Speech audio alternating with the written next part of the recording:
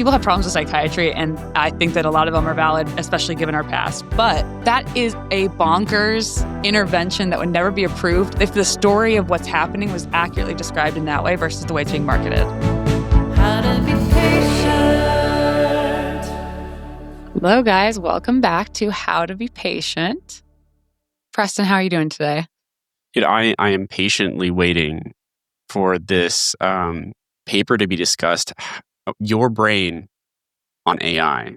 Yes, we have a lovely guest here. We have a very exciting guest with us. This is what I have unilaterally decided to say is our sort of advanced journal club that we're going to have more on the podcast, where we bring people on who are actually doing the research and get to ask them questions that may be intelligent, maybe dumb questions. And you guys get to hear right from the scientist doing the work. And we get to talk about And you can decide if they were dumb or intelligent questions. There are no dumb questions. Sorry, I didn't introduce myself, but there are no dumb questions. Yes. And especially, sorry, we're like starting before even introducing me, but especially in this age of AI, I just gonna tell you, without running any studies, there are no dumb questions. Please do ask questions, everyone. There are no dumb questions. Yes. Well, we have with us Dr. Nataliya Kosmyna, who is a research scientist at the MIT Media Lab and also local to Boston, where I am, as our listeners know. We are having her on as one of the lead authors for a study that was very, very much talked about to different levels maybe of accuracy over the summer and this fall, i.e. your brain on ChatGPT, which is a preprint. And we are so excited to have you on with us today. I am so very excited to be here also with you guys as experts. I think I got an email from you several months ago we scheduled, and I was so excited. Honestly, this is, I know I don't want to, say that all the other podcasts or anything else was not exciting. I really enjoyed them. But this one I'm very excited about because you can also bring in so much to the conversation, of course, and complement it. And it's also important, I think, to just have more empirical data, more conversation, and how your brain does not stop working. But there are some issues, challenges, right? And we definitely can dive in all of that. So I am so excited. And as the I said, excitement was on our side too. I think Margaret sent me like a dunking GIF emoji when we found out that you were going to come on the podcast. I did not send that. You sent that to me. Yeah. But yes, I was like, Preston, I'm sending a cold call email. And I'm excited. Let's see if we can have this guest on. No, I was like, I think I obviously I remember I saw the email and I'm like, oh yeah, psychiatry, that's super exciting. And I think that was even before a lot of these psychophantic papers were actually out. No, they were already out, but I think there's so much more that actually, as it got out, it feels like 20 years between these 3 months of emails and exchanges. And I saw that, your background specific, child psychiatry, and your person was in neuropsychiatry. I was like, oh my God, that was so good actually to chat with folks about that and get all different perspectives on the topic. Yeah. I mean, from my end, clinically, Preston, I'm curious for you, but in the child world, I think parents have been asking, obviously, about screen use, and pediatrics, child psych has given recommendations, but screen use means so many things. And now with AI included in that, I'm very selfishly excited to have you on and to be learning about your paper, because I'm already asked about it from parents. And when we go to school visits, Preston, I don't know what your experience is clinically. So, I mean, in a lot of my neuropsych clinics, we're dealing with patients with cognitive disabilities and dementia syndromes. And these are patients that, on the other end, it might not be overuse, but actually being taken advantage of by these systems. So these are all populations that are really vulnerable to scams. And now the ability to generate AI images or create realistic scams has just gone through the roof. So people are concerned and will ask how do I protect my family member from, spending all this money if someone uses a really effective AI scam on them and they can't differentiate between what they're looking at. Absolutely. And I guess I can even jump in here. So our paper and the research we're going to be talking about specifically was actually not done on older adults, but I just cannot, resist to jump in what you're saying about older adults. The paper actually about cognitive offloading, I believe from this year, from 2025, they actually talk about cognitive offloading specifically, and they do discuss overall a set of different studies that were done by different labs actually on cognitive offloading and when it's good and when it might not be good. And they specifically separate the use for young adults and older adults. And they specifically point out that all research is done in pre-LLM, so pre-large language models era. So that's very important. But interestingly, they do mention that the older adults in a lot of studies that they are citing seem to benefit from cognitive offloading. So this is for those who listen and like, what is that? It's when you use, let's say, a phone and you would put notes about your shopping, right? What you need to get from Target, etc. So this would be an example of offloading, right? Older adults seem to benefit from it. However, there's definitely these issues and challenges with trust, over trust, actually, not even over reliance, but over trust. That, hey, if the system tells you these are the items you added to the list, you would actually will have harder time to recognize that, there may be some changes in those items. And that's an issue. And then second point, and this is someone told me, so I would need to check actually if this is an actual paper or maybe just a reported news. So it's not actually a study or maybe just anecdotal evidence, as we call it in scientific world. But apparently there were some already scams apparently using this AI features that could be easily enabled for the whole use of like internet browser, and all the adults, starting clicking on those because they're believing that everything that's been shown is effectively truth. So yeah, sorry to like interject on that topic, No, but please do interject. I do think it's so much, right? You have children development and developing and literally growing brain, right? So susceptible to everything around. And then you have older adults that definitely are losing some of those, cognitive abilities. They can benefit from a lot of this technology we actually building. But then on the other side, you always have this cost, so to say, to the technology, right? And to any tools actually that we are building and designing as humanity. It's very interesting. I think very important to understand what is the cost, and it's something we can live with, and actually understanding what is the cost. Like, am I ready to pay, or maybe it's not something that is worth actually paying for. Yeah, I think a lot of people are stuck on this question of is AI good or is it bad for us? And I think we have to think about it the way we look at other technologies. When the hammer was invented, you could use it to build great structures and houses, but it was also used to bash in people's skulls on the battlefield. And it's up to us to decide how we want to use this hammer, not the inherent philosophical question whether or not it's good or evil. Yeah, and I think it's important to your point to also separate very clearly. AI is already celebrated, I believe, this August actually, 55 years as a term, right? And the term itself actually got to be born on one of the scientific conferences because two scientists didn't like each other. So it's super fun situation there. Not they didn't like each other. One apparently believed that the other one was talking too much. That's literally the reason they didn't want to invite him. And literally because of that invented a new term. I mean, that's so funny.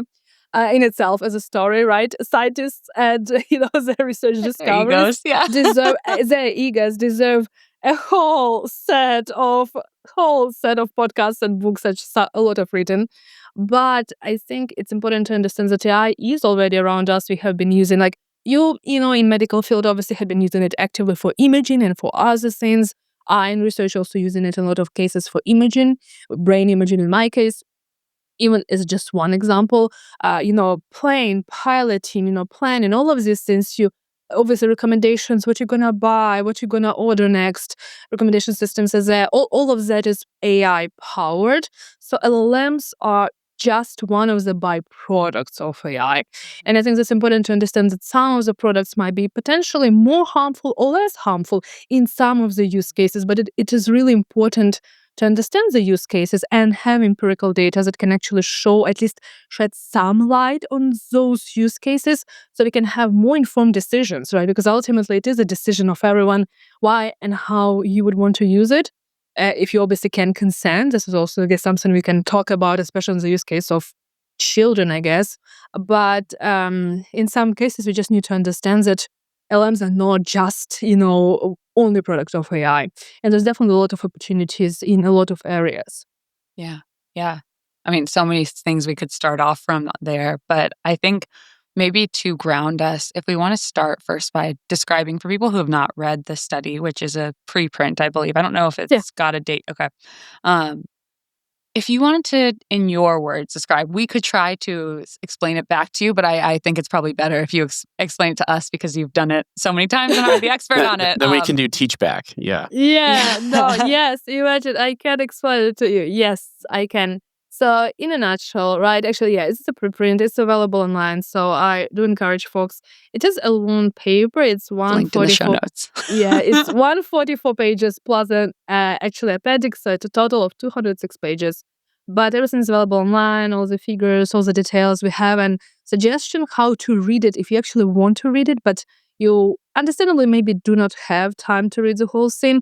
We actually have a very specific guide inside of the paper where we explain a total which you should pay attention, and it's actually totals to like 13ish pages. So if you just want to read, you can cut it to a short time, like spend on it, like which is like a more classic paper, I would say. Mhm. And we have like FAQ and like videos that you can watch if you're more of a visual person or auditory person. But in a nutshell, we did a very specific use case of essay writing. So we decided to look at, what happens, when participants, users use an LLM to do a very specific task of essay writing. We, of course, would love to do all possible ages, all possible tasks. That unfortunately is impossible. I mean, I guess it would be possible if instead of trillions of dollars spent on data centers, we would actually have researchers, right? Just to we maybe don't need a trillion, so we can benefit. Definitely could have cured cancer to that at that point with that funding. But what do I know, right? Keeping us on track, right? So because we are limited in funding, we needed to select a very specific participant group. And anyway, research wise, we obviously didn't know specifically what we are going to find. So we decided to limit ourselves to a specific task, which is essay writing, because surprise, surprise, we had surrounded by students on the campus. Yes. And in Boston area, we have a lot of students. So we thought, okay, at least these students right now, they know the task of essay writing. They are supposed to have learned it at school. They actually are required to submit an essay for as a part of their entry application for most of institutes and the universities they would be considering. So we decided, okay, at least these kids still know how to write an essay. So let's do the task. So invited them to come in person to the lab because we equipped all of them with EEG or electroencephalography. So it's a non-invasive measurement of brain activity based on electrical activity produced by a brain. So we did that. And because of that, we needed them to be in person with us at the lab. And we divided our participants who are students from MIT, Wellesley, Harvard, Tufts in 3 groups. One group was allowed to use an LLM. So in this case, it's a ChatGPT, hence the name, Your Brain on ChatGPT. It's not because we decided to single out a specific product. It's just because the tool we used is a ChatGPT. So the instructions was very straightforward. You can use ChatGPT as you see pleased. So no limitation on using it. Whatever you want to put as prompt or prompts, you just cannot use anything else. So you cannot go on Google and type, for example, check a reference or maybe check something latest news updates or anything. You just needed to only stick to ChatGPT and that's it. Second group was allowed to use internet search. We limited them to Google, as the only difference from maybe a classic Google search that you're experiencing right now is that we used OG, so old school Google, where you So do not the AI version of it? Yeah, not AI version. That Which was also old. sucks. Yeah. Yeah, but we wanted really an old school version of Google, so the one that doesn't have that summarization. For those of you who do not know how it looks like, actually, I don't remember. There was that version of Google who was that Back in didn't the have day. that. Back in the day, just a year ago, which is like 30 years ago, there was that version of Google. So they could go on any website, whatever they wanted, wherever they wanted, except on any website that hosted chatbots, so these LLM chatbots. But they could go anywhere else. And then the third group, as you might already guess where that is going, they actually were not allowed to use anything whatsoever. Just the old noggin. Only Yeah. their own brain, literally. No tools to fall back onto. You need to use your brain only. And so for the essay writing, right? Of course, it's a tricky topic because, well, it is a high cognitive task, actually. So we gave a time limit of 20 minutes for the task. And then to make it a bit simpler, we took SAT type of essay topics. So you would not need necessarily prior knowledge to write an essay. So specifically, an example, all of them are in the paper, but some examples include what is true happiness? Should I think before I speak? So you do not necessarily need any knowledge to be able to write this. And to make things even easier, right? Because what if you come right to a study and you're like, oh, I hate this topic. I never thought about this. Like you would feel uncomfortable. It would be hard for you, uncomfortable most likely. You might even experience some form of stress actually. We didn't want that. So for each of the sessions, and there were 3 main sessions and one additional one, the 4th session, we actually offered each participant the same choice of 3 topics. So each participant could have actually picked up a topic they lean towards the most for whatever reasons, and we did ask them for the reasons later. So what we did for these 3 sessions, so we measured the brain activity of participants, we looked at outputs, at the essays themselves, of course, and then we asked English teachers, because we are not English experts, so we asked English teachers who are trained post-study, so they were not with us on the protocol. We hired them afterwards and we asked them to rank and evaluate those essays and get back to us and explain their rating. And then we asked in a lot of other studies, hey, some questions to our participants. Could you maybe, give us a quote from your essay? Can you explain why you picked up this as a topic? And things like that. And so these were And the those 3 main questions are sessions. part of the representation, which I know you'll get to, of like Yeah. ownership or recall of the essay Yes. that they wrote with or without tools besides their own brain. Yeah. So, and I will get back to some specific examples of those questions, but again, they're all in the paper because we will not be covering and looking into all of them through this conversation. But if someone wants, they are all explained in the paper. So these were the 3 main sessions, and then there was the 4th session, additional session, a bit apart for several reasons. So I'm going to get to it afterwards. I'm going to first explain the first 3 and the findings for the first 3, and then I'm going to get to the 4th one and explain. You will understand why it's a bit apart, and I talk about it separately. So for the first 3 sessions, once the study was actually done, right, we found that there were significant differences in all of these measurements that we actually undertook. So first of all, for the brain activity, right, we looked into what is called dynamic direct transfer function, or DDTF, or functional brain connectivity. For those of us who listen to us and in layperson terms, so they don't necessarily know what it is, spoiler alert, it's not brain stops working, brain went on vacation or something like that, because we saw these expressions actually in some of the media.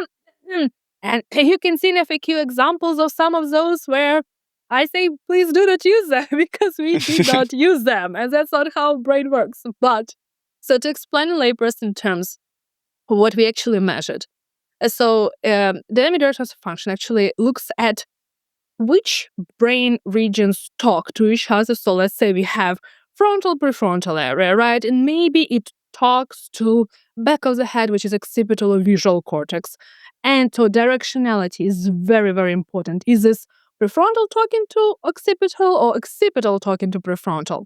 So it also goes about top-bottom approach. We can touch upon those a bit later. So basically, which brain regions talk to which brain regions and how much talking is happening. So flow of the data. Right now, for example, while I'm explaining the study, I'm doing a lot of talking. So it's a lot of flow of data coming from me to you. When you're going to start maybe asking questions or telling something from your experiences, it would be the opposite. So it's exactly what we measured. No broken connections in the brain or half of the brain going somewhere. No brain No, rotted. brain works. So immediately, it's the only thing you need to take out. Brain worked in all 3 conditions, but it did show different functional brain connectivity. So what we actually saw is more significant, widespread, very widespread networks, and that is actually, again, we have very high resolution figures on the website, so you can look at those. We're in the brain-only group. And surprise, it's actually not surprising because think about it just from the perspective of doing the task. I'm giving you limited time to do a high cognitive task.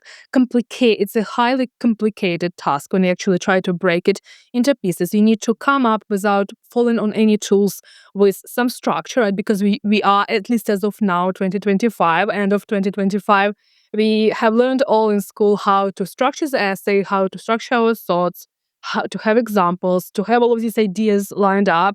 We know that we need to have some references, contrapoints, etc., conclude. So we know how this should look like and sound like, but you have limited time to do that. So your brain is like on fire, so to say. You're like cognitive load. You're gonna be like, oh my gosh, what was this thing? What was that thing? You're gonna be all over the place, right? And it is normal. It is absolutely normal. Makes me think of that meme where Patrick starts thinking in SpongeBob, and smoke starts coming out of his ears, and That's and just and about Squidward's it. like, "What's that smell? Is Patrick trying to think again?" I'm pretty sure that's probably what my brain does writing an essay. So I'm picturing the gears turning and whole brain working, as you Exactly. said. Whole brain worked in all the conditions. Just like again, important.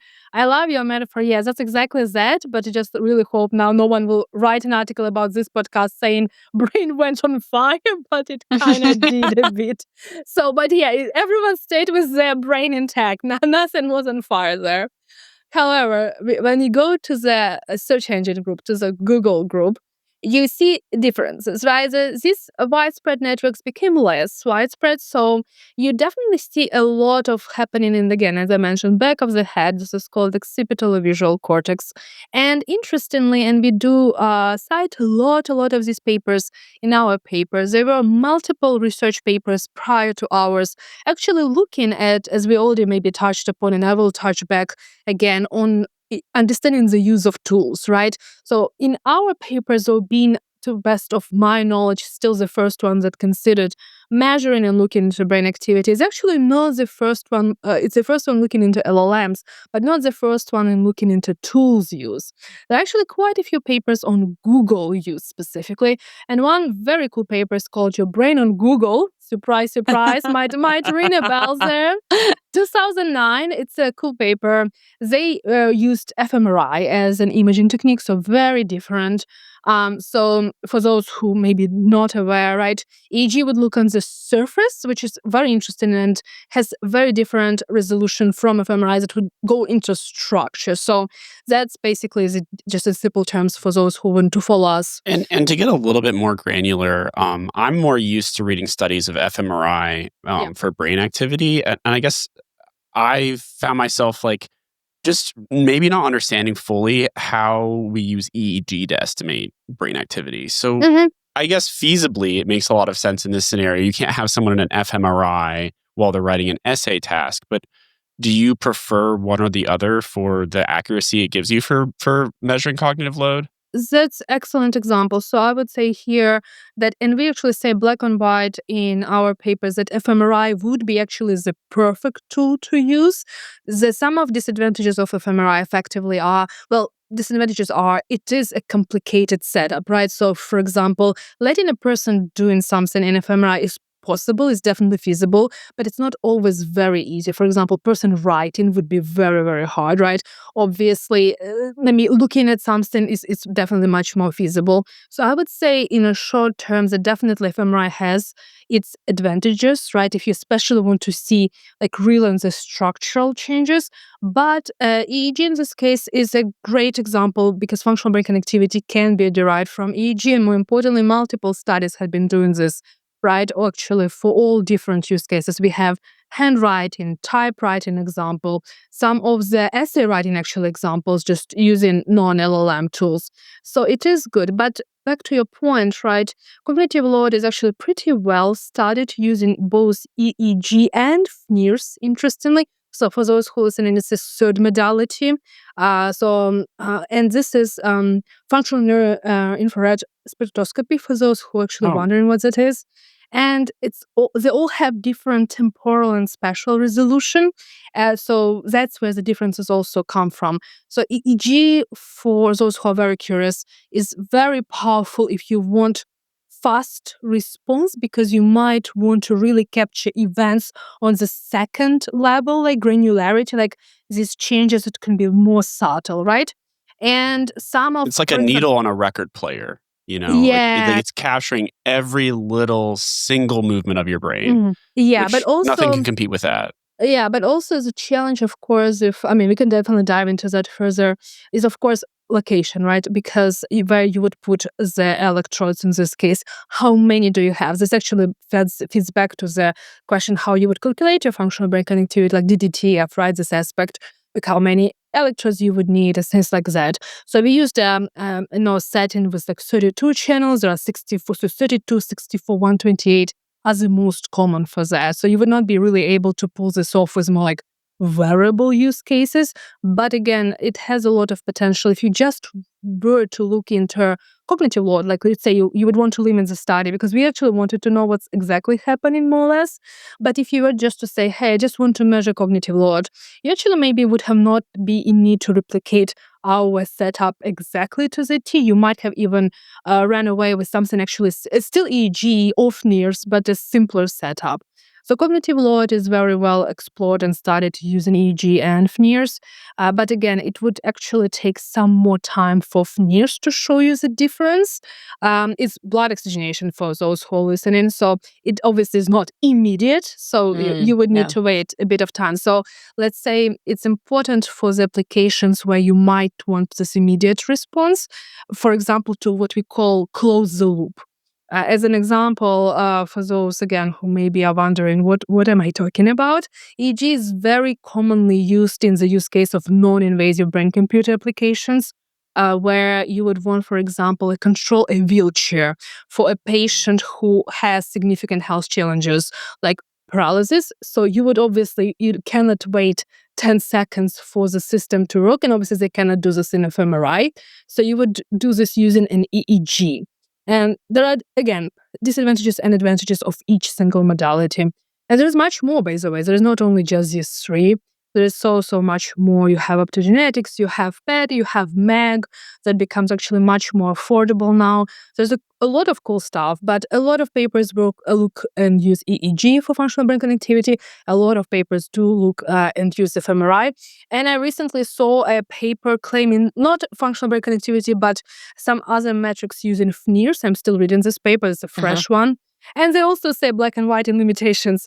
We would need to run a fMRI study to really go in full depth on what is happening. So fMRI is definitely, I would say, like crown jewels there, and then you would actually want to see how you can scale some of those.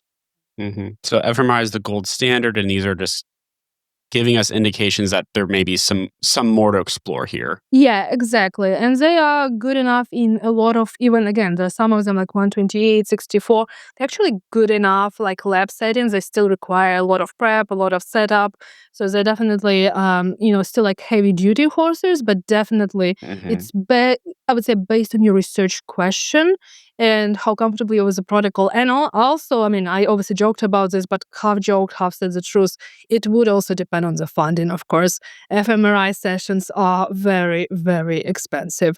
And in our case, scheduling 3 sessions, even for our limited number of 54 participants, which, again, for this study is actually considered to be a good number of participants. But of course, if you were to claim on generalizations, that would not be enough. But still, multiply that, and you would see that it would be very, very expensive study to do. But that's why maybe instead of data centers, we just need a bit more money, right? I'm not gonna stop. No, I will stop. I'm joking. But you got my point. Yeah. Anyway, so your brain on Google actually showed using fMRI. And again, fun fact, actually, a lot of fMRI papers do try to reconnect back to EEG research because there's plenty EEG research, interestingly. So that is usually very complementary in how actually, literature tries to reconnect. Okay, fMRI was not done here, but this is what EEG showed. EEG was not done here, but this is what fMRI showed. So there's a lot of like connections. So we saw a lot of similar findings, but basically because participants were forced to use the classic Google in our case, they needed to go through multiple tabs, incorporate this visual information. So we saw a lot of this functional brain connectivity in the back of the head, which is occipital cortex. And then finally, ChatGPT group. Well, again, brain worked. It was there. It was present.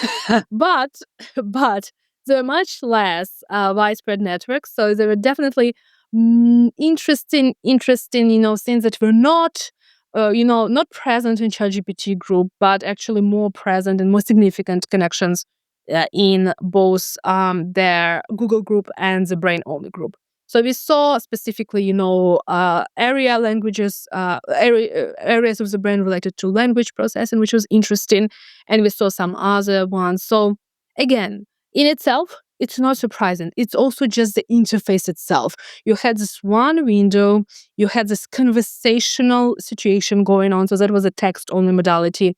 And you had your responses kind of immediately provided to you based on questions or requests you were putting in. There was not a lot of visual information to incorporate. There was not a lot of different distractions you would have need to deal with online. There is not a lot of structure to keep in mind, actually, even if task is requiring structure, but not a lot to keep in mind to kind of stay on the task. So a lot of those words then were present. So in itself, we didn't find anything necessarily surprising. We didn't know what we're going to necessarily find, but it was not surprising specifically for brain only and Google group, right? And we didn't know what we're going to find for a ChatGPT group. Yeah. So it's kind of in line with what you would expect from like the brain tool interface literature thus far prior to the LLM models. Yeah, it is very in line, actually, very in line, in which we actually trying to, again, reconnect in the paper that it is very in line with what already had been found. But what is getting interesting is, of course, when you try to see, because again, we did additional measures, right? And this is where it's interesting to see what happens in other measures, right? So specifically, for example, answering the questions, reporting on some of those metrics that we asked, like, for example, our participants in ChatGPT group on a question, can you provide us a quote, any quote of any duration? It can be short quote of any part of your essay, beginning, end, mid part, anywhere, 60 seconds, so 60, 1 minute after giving in the essays, could not give us a quote. And that was not the case neither for brain only nor for Google group. And of course, so 1 minute, less than 1 minute after hitting submit, they couldn't tell you a single quote from what was in that. No. Yeah, I just want to like marinate in that for a second. That's profound. It is, and that's the thing, right? Of course, it's session 1. So in sessions 2, 3, and 4, I'm gonna talk about session 4 later. The results improved, right? So of course, first of all, they learned what we're gonna ask them. Surprise, surprise, right? Humans learn fast and efficient. And were there different questions for the second and third sessions, or were we asked them the same questions, but essays were all different for each of the sessions. Oh, sorry, the essay question. Okay, so those were different topics. Yeah. Different topics. 9 topics in total for 3 sessions, and they were all different. So all of them are mentioned and described in the paper, but as I mentioned, happiness topic, should you think before you speak, philanthropy, so different topics, all SAT topics, and there are 9 in total. So yes, this is for the first 3 sessions. So, and again, interestingly, like, we didn't design a memory study, right? If we were to do a memory study, we would have done it very differently. That was not a memory task. And they did improve throughout sessions 2 to 4 because, surprise, they learned the task. They learned the task, obviously, they knew what the task would be, and they also learned the questions. But the trend remains. They were always having harder time compared to the 2 other groups to provide a quote. But I think, and I mentioned this in a lot of interviews, and a lot of people kind of skim through this, but if someone were to ask me what is the most glaring result, in my personal opinion, I always say this just one. If I were to pick up, I would just talk about one result. It's a question of ownership. For me, that is actually was the most interesting and disturbing in some ways. And disturbing is, of course, a pretty strong word and not very scientific word. But I think this is really something that I would definitely want to investigate further. So we asked the question, how much of the essays they think belongs to them, so they own the content of. And 15% in ChatGPT group responded that they only actually think that there is nothing of their own in that essay. And you would say, well, 15% of people, right, do not feel any ownership towards what they just worked on. But when you think about it, like, and again, I didn't put this in the paper, we didn't describe this, but when you just think about it, so you didn't remember really what you wrote. You do not really care, because that's for me what ownership is kind of like. If I own, I care. And What is your obviously it's money. investment in this? Yes. Yeah. And if you forget for a second that it was a lab controlled study with a specific task and whatnot, you forgot that that was that, and just try to then imagine this in real world, where you would have maybe a life-death situation, like maybe a profession like yours, guys, right? You need to really save someone's life, literally, right? Or you're on a plane, right? And there's not a lot of escape for you. You need to rely on that person, on those two people in the cockpit, right? So, and person doesn't care, doesn't remember what is there left. And of course, this is strong. And this is, again, something that I think is very profound to, I would love to, investigate further and see a bit more of data on that. To slow it down for a second, when you think of that feature, because I do know, I did read your background. I know you're also involved in ethics around development, neuroethics, in terms of this kind of stuff more broadly. And that's to underestimate your qualifications on that. When you think of it as disturbing in terms of day-to-day life and functioning, if you imagine this going unchecked, I know you've talked on other interviews about why you put this out early, like as a preprint. Where do you kind of hypothesize or imagine this impacting day-to-day life that is part, I think, of why you're saying the word disturbing? Like, how would this get in the way of someone working at their job or kid learning at school, this ownership part in particular? But the thing is that it's so profound to own, right, our output. It's very human thing. Like, it's very, very, very strong feeling, actually, right? That it's ours and we have it. So imagine that you don't care, right, about this content that has been produced. So if you don't care, then there is really nothing left ultimately. It means that you can be easily manipulated, right? Ultimately, you will be swayed in some direction, like whatever, politically or in any direction of, buying something, choosing something that maybe was not on your shopping list, just because you saw something and just clicked on it, just because of the comfort and suggestion that it was this. Instead of asking yourself a question, and sometimes maybe it needs to be a tough question, you would just go with the flow. But the issue was that we cannot afford it, but based on the cognitive development, like you mentioned, with children. And second, of course, in our everyday life, because as I do say in a lot of interviews, in 5 years with this speed, we will have no privacy whatsoever, and we will be easily swayed and manipulated, which we already are, right? Like, think about it. One billionaire, I'm not going to even mention his name, right? You can all imagine owning a neural implant company, owning a satellite company, and a social media company and AI company, right? Maybe you have a rough guess who I'm talking about. He proposed what in June to cleanse, and I'm air quoting here, cleanse human history from errors. We already learned nothing from our history, and he proposes to cleanse it. Yes. Cleanse it what? And then tomorrow he's gonna propose to control your thoughts. And I, scientists, I don't like the word thoughts, but that's obviously what general media likes to use describing this type of projects and work.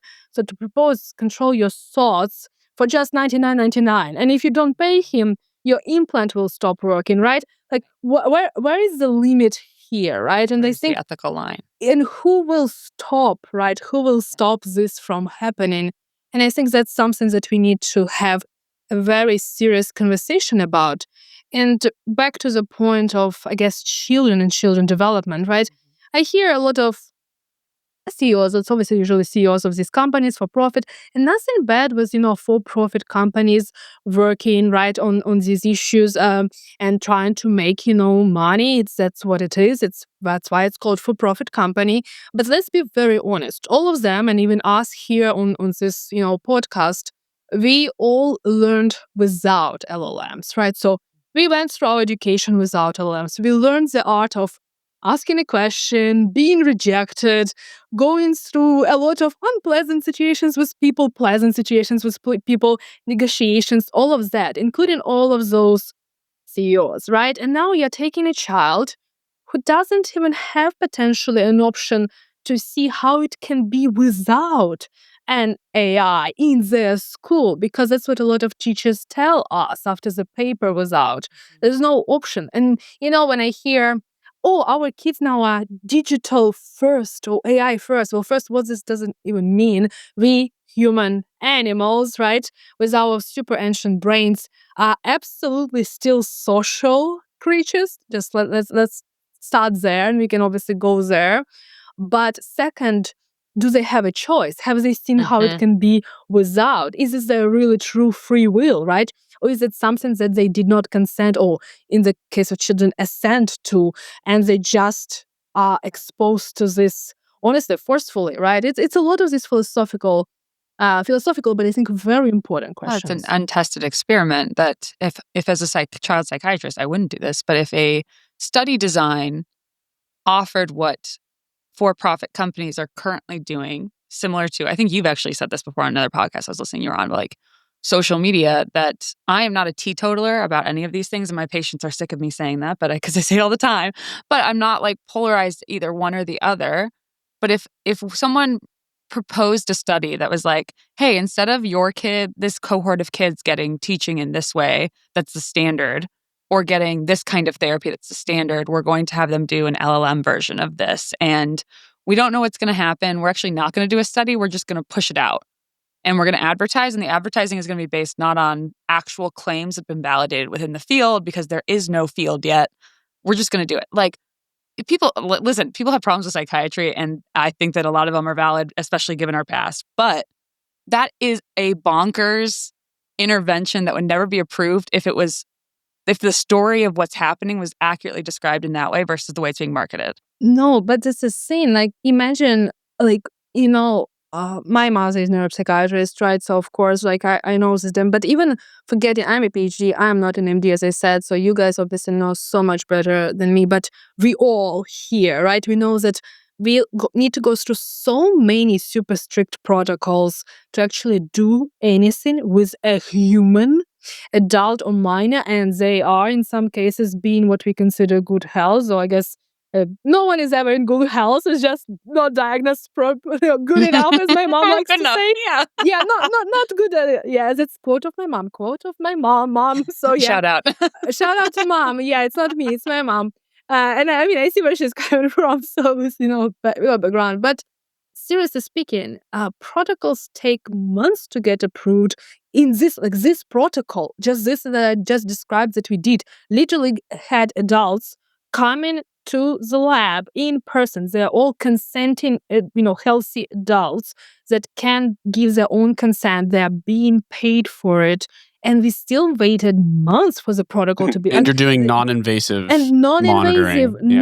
no, nothing really happening. They're just measuring how a person writes an essay using one tool or another. Nothing happens. No stimulations, no, brain stimulation, intracranial stimulation. We do not even, tell them some lies. Like in this case, for example, if you were to say any type of deceiving information, right, or providing some other type of feedback, that would take double of the time.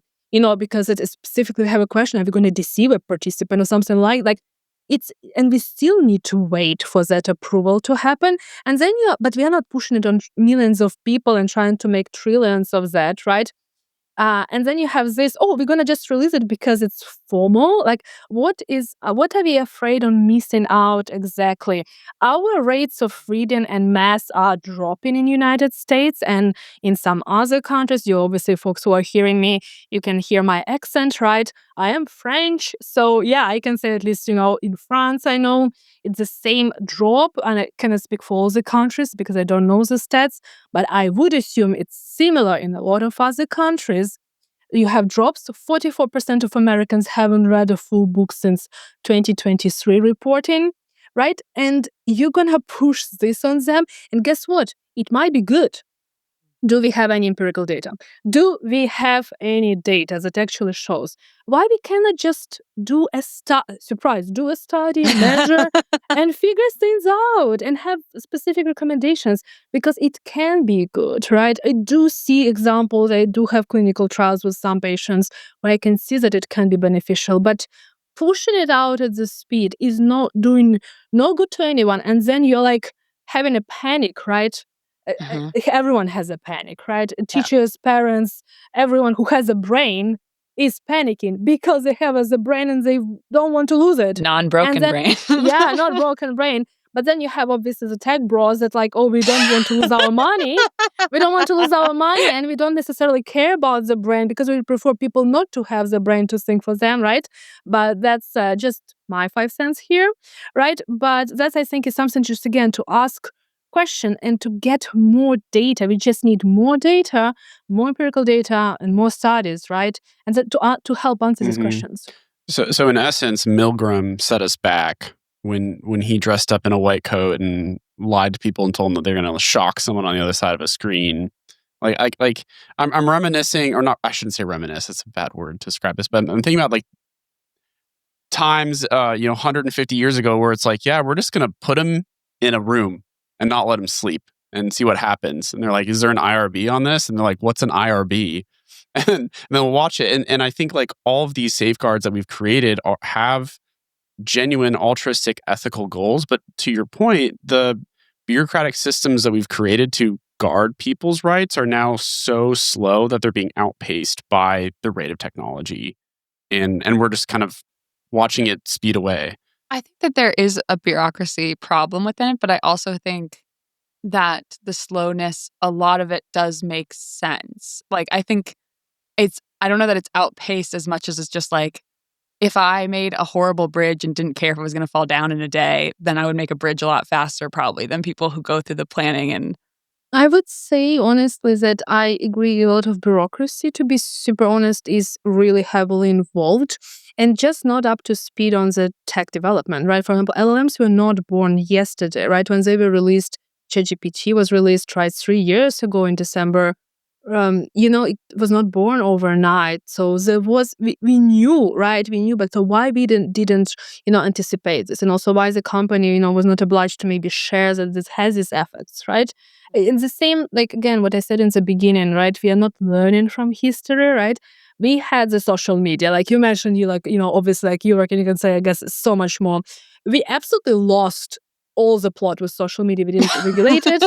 Absolutely. The train left, long left. We are still trying to do something. I see from, each single week, I see a paper that tells that phone use and social media use is harmful at schools. Have not seen a single paper that says opposite, right? So literally each single paper out there says it's bad. Without it, it's so much better in schools specifically, right?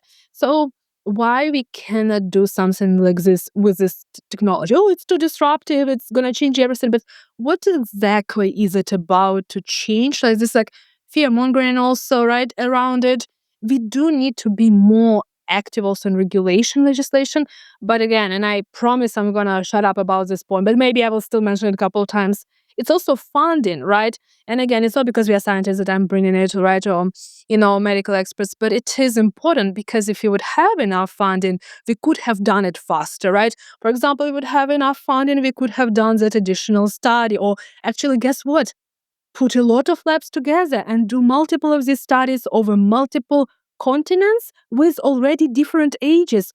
Guess what? We would not have only our paper just there, but we would have already papers with children, older adults in different parts of the world with different health challenges, different brain health challenges, because you can attest to that they're all very different. And we could have gotten already so much data and insight that we could have already all benefited, including even those for-profit companies that, of course, have a promise of putting users at the center. But I rarely even hear the word human in their presentations. It's always AI, data center, trillion Activity, efficiency. dollars. Yeah, and it's like trillion became new billion, billion became new million. Like whenever it will stop is unknown. But I think that's where the plot is a bit lost, and definitely we should be on top of it. I want to come back just really quick to the study because I think we'll have a couple of things otherwise to discuss once we've gotten to the end of it. But I think in particular, the fourth one. Yes. So very quickly, to just finish on this search super quickly, one more very important finding. I don't know if you're gonna go deeper on this or not, but I do want to mention for those who listen, it's homogenization of outputs. That was very important. We found so ChatGPT users produced outputs that were very similar, very very similar. So the words that were used were very similar compared to the brain only and Google groups. So as an example, all I'm starting to be able to examples. recognize those phrases they use. It's not just X, it's X. It's That's not more than yeah. it's not X, it's Y. Thought partner, dance, delve. Crystallize. Loves to use the word crystallize. Yeah, I never use think word crystallize in my life whatsoever. I mean, I know the word, but like crystal, I think the furthest I ever went with this word. But yeah, delve. I never even heard the word delve before. I think this is the words. But interestingly, right? I think this is something just again to keep in the back of the mind. Maybe we're gonna dive into this because there are other things to discuss. But I think homogenization is very dangerous. Mostly coming from the echo chamber, something that is studied by a lot of experts using Google, using internet, right, already, because it would potentially lead you to also having the same vocabulary produced that will, amplify some of the disparities, and more importantly, actually erase some of the cultural, uniqueness. So examples, and there are multiple, even peer-reviewed already, actually, papers, not just preprints out there, talking about recipes, for example, from some regions in India requiring very specific spices that only available over there. So culture, like it's a pure culture and it's pure way, right? And if you are to type it on ChatGPT, you would get a response, I believe, just like salt and pepper. So like just the regular bland stuff and nothing built with salt and pepper, but that's not what they used, right? So this like westernization, of the things is definitely there. But this is just to keep in mind as like one of the, I guess, final findings to highlight. But yeah, we can get to the fourth session. Also to that point of homogenization, these AI models draw from the internet, right? And so as the And artists and information books. available on the internet becomes more AI supplied, it kind of starts to become this AI is teaching itself with other AI outputs, and it's like a self-licking ice cream cone, I guess, in a way. I mean, It there just is makes me feel also like a everything's like limit. funneling into just becoming the same unified hive mind. No, but that's the same. It's a high mind, but it's not in the good way, right? And this is also one of the examples. It was in Star Trek. For those who are actually listening to us who do not know, that was a huge topic of a lot of Star Trek, right? High mind, because it's very easy to control. And again, this is getting into dystopian science fiction, but it's unfortunately something that we are now experiencing to an extent, obviously with social media and with this polarization that happens. But this is also very easy to control if everyone thinks the same thing, right? If everyone thinks that A is bad and B is good, guess what? Easier to vote, easier to push purchases in some specific direction for specific brand, etc., right? This definitely simplifies life of a lot of people, law enforcement, and so on and so forth, right? Not gonna go there, but you see where it can go, and it gets even more dystopian from there. So, and I think this is where the danger is in a lot of articles, also general public articles. For those who maybe, want to also just read like short descriptions. Multiple papers went on this topic, and we actually have it on our website with the paper. But I'm also happy to send, so maybe we can link some to the podcast here, general and also scientific papers. Yeah. So fourth session, real quick, why it is apart? Well, first, because there were some changes in the protocol, pretty major changes. And second, because not all the participants were able to come back. That happens in research. So we had needed to continue with a limited number of participants. So we had our participant set reduced from 54 to just 18, unfortunately, but we carried on. But again, that also makes, regardless, the study is preliminary regardless, but it obviously makes this group even smaller. So definitely And was this the needs to be. time between essay sessions was 1 month between each one, right? Yeah, so that was like so this was like a 4th month. We're getting into 4 months duration for the total study, yes. And was it because it was summer? Or was it because there was a school break? Or they're getting into the semester, like I have finals. No, no. It was done actually throughout the school year. So that's also, I think, why a lot of maybe things that participants couldn't. I don't think we mentioned this in the paper, no, but no, it was not done through summer break, but might have been a good idea. But it was done through actual like regular school, and because of that, I think there's definitely like finals and things like that. So scheduling. We tried. Everyone tried there very, very hard. And of course, a lot of participants actually wanted to, see what was going to happen because they're like, okay, so is it going to be the same thing? We're like, yeah, same, but not exactly. So yeah, but anyway, the differences in the 4th session were 2, but they were important. First of all, we swapped the groups. So if you, for example, you were our participant, you came originally for the first 3 sessions as a ChatGPT participant. In that 4th session, you would lose access to ChatGPT and you would become a brain-only participant. So with all, obviously, the instructions that came with the brain-only group, and vice versa was also correct. If you were originally brain-only participant for the first 3 sessions, in the 4th one, you would actually gain access to ChatGPT and you would become a ChatGPT participant with all, again, instructions for that group. So that was the first major difference. And the second one, instead of giving them a new topic, right? So new essay topics, so that's what I mean by topics. We gave them each, now for each participant, it was a unique choice of the 3 topics they had already written about. So not the topics they just saw as suggestions, as like offers, but the ones that they written about.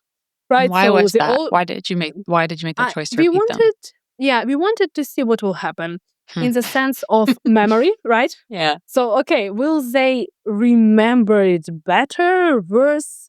Will they reuse the same phrases? So we wanted to see that.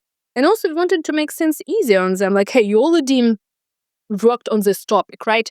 Either using your brain only, so you didn't have tools, or you had ChatGPT, but you did this topic. So you worked on it. So you gave it a thought, right? So to say. So what's going to happen if he swaps the two? Does it become a better essay? I mean, obviously better by not our standards, but from, evaluation of their teachers. Like, what's going to happen there? So that was our question. And what we found actually was very interesting. So first of all, the participants didn't even remember the topic, which is interesting. So they didn't recognize. They just we asked them. The questions were the same, except couple were different because it's the 4th session, which was different. So it was like, do you recognize the topic? Yeah, couple didn't really. So that was interesting. But I mean, that happened. Again, it's not a memory task, so it's very important to remember. We would do it very differently if we were just to test memory. But interestingly, what happened is, again, in functional brain connectivity, we found, again, significant changes and differences. And they were very interesting. So for participants who were in ChatGPT group and then became a brain-only participants, their functional brain connectivity never truly matched that of the brain-only group. So they kind of never really truly matched that group. So that was very interesting.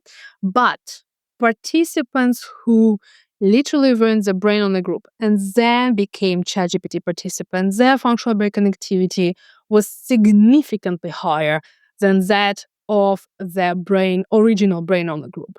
So that is very interesting. In a nutshell, again, preliminary, especially with the reduced number of participants here. So it's preliminary as it gets, but it is telling us use your brain first, then get a tool, and it might be a good combination. But of course, without simplifying, it looks like when you rocked, without the tools, or maybe we can imagine, maybe in the use case of a classroom, maybe you used maybe old school type of learning, whatever tools you were, and then you gained some knowledge. You maybe didn't become an expert, right? You like in classrooms, we not becoming experts in high school, and they didn't become experts in essay writing on that topic, but they gave it some thought, and now they have a tool. So now they can work it further, ask questions, or put in different requests. So that's what happened, and that was very, very interesting. And I think that also backs it back to the point of doing more studies, understanding this phenomena.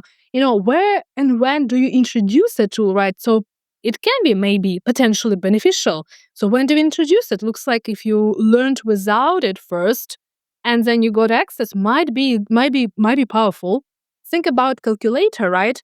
A lot of people compare, LLMs to calculator. Absolutely incorrect comparison, but we are not allowed to use calculators till late in school, right? In high school, we need to learn without them, and then we can get access to them. Some exams allow them, some are not allowing them, but you learned without them. Same here.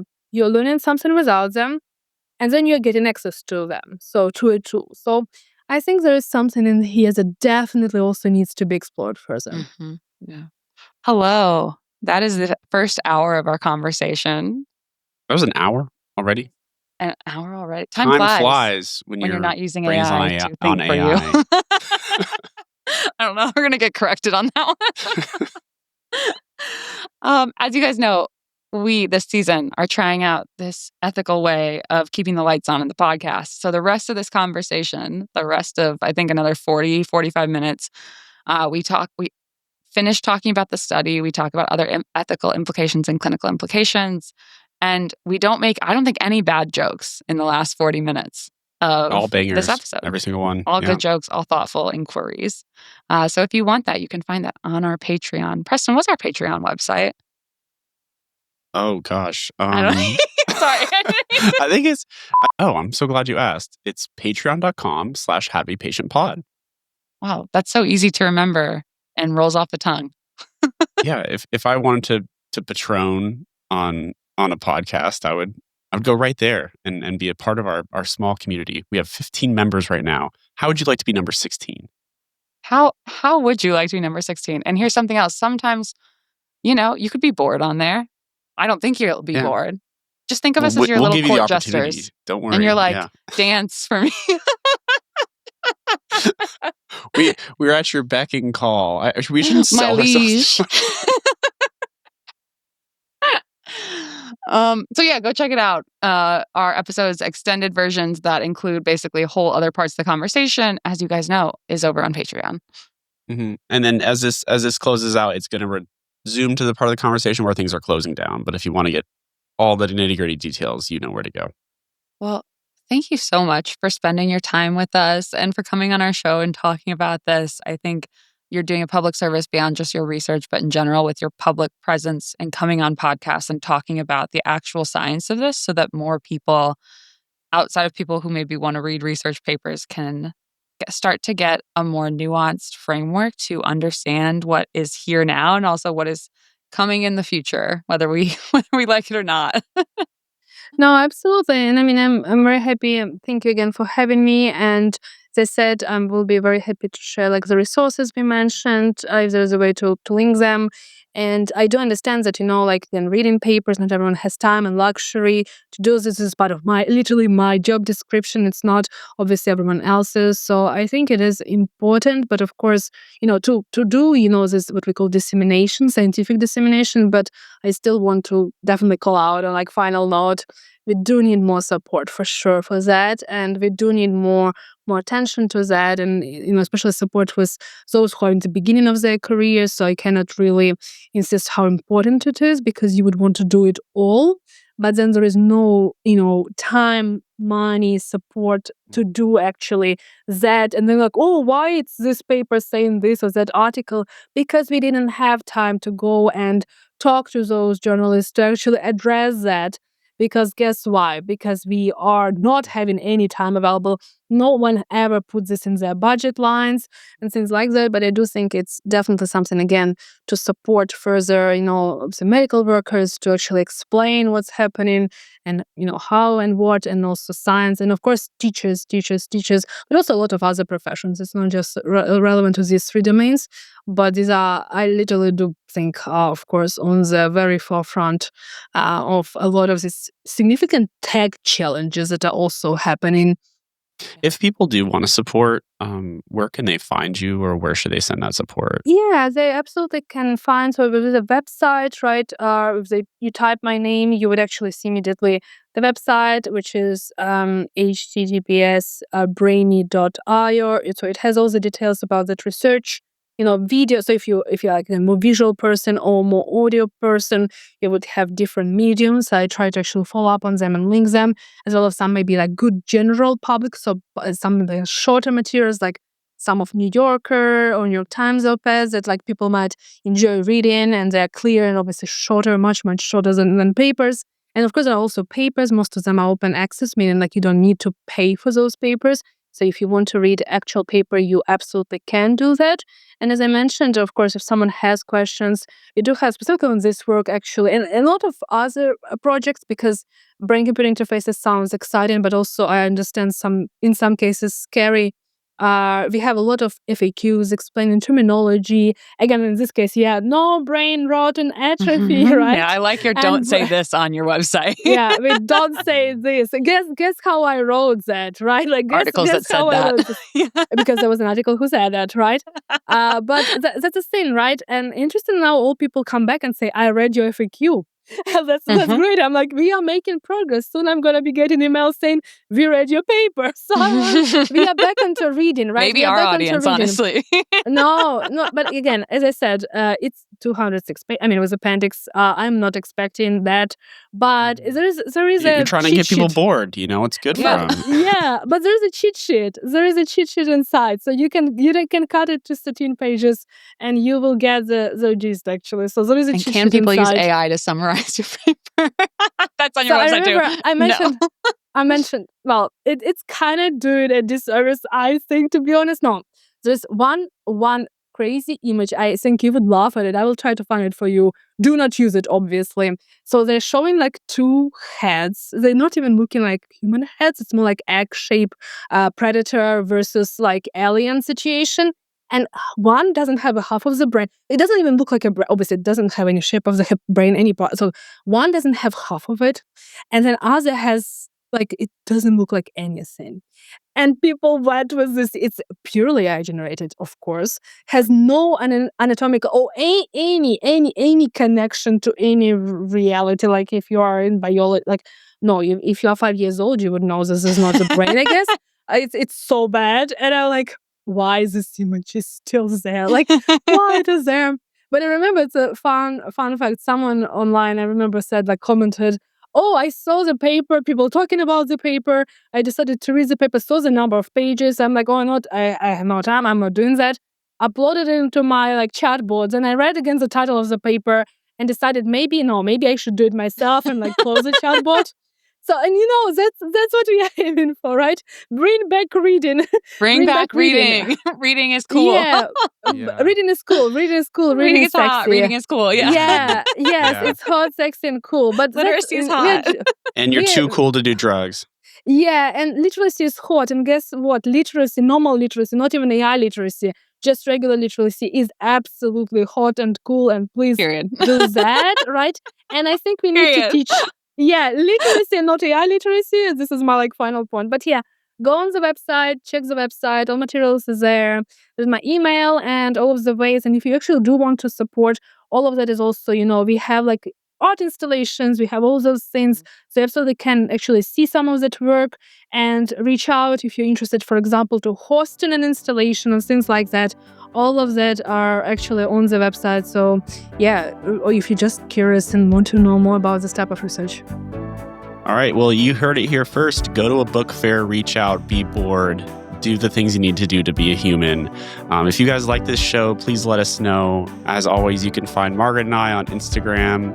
I'm at It's Prezra, Margaret's at Bad Art Every Day, and we share our little pet project at howtobepatientpod.com.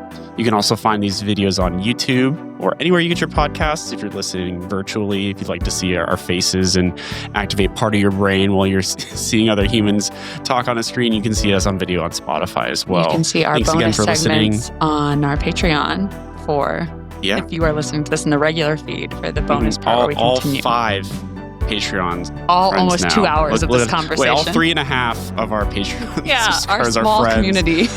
Our team.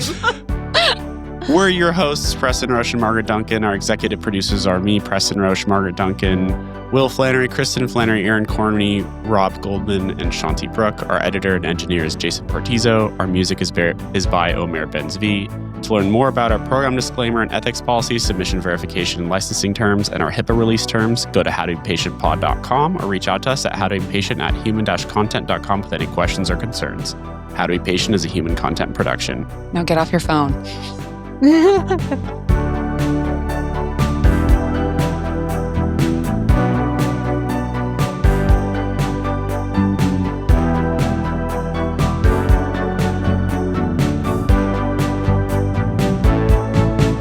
to be patient. Thank you for watching. If you want to see more of us, or if you want to see, this is Lilac, she's my cat. She's going to be waving her hand at one of the floating boxes, which will lead to more episodes. Lilac, point to the other episodes. Lilac doesn't know what the internet is, but I swear they're there. They probably exist for real. But in the meantime, I'm just going to pet Lilac, and then I'm going to go dance in the background.